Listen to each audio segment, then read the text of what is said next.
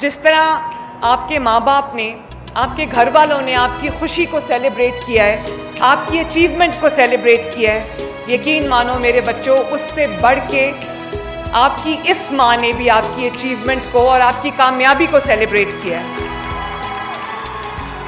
और स्कॉलरशिप्स क्या, लैपटॉप्स क्या, बाइक क्या, जिस तरह एक माँ चाहती है कि वो सब कुछ अपने बच्चों के झोली में डाल दे, उनकी किस्मत बदलने के लिए, उनका नसीब संवारने के लिए, यकीन जानो मेरा दिल करता है कि जो कुछ मेरे पास है मैं सब आपके सामने रख दूं।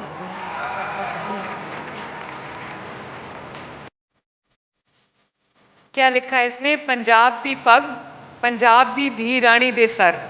तो मैं ये कहना चाहती हूँ कि यहाँ पे जितनी धी रानियाँ बैठी हुई हैं, सबके सर पे ये पग है।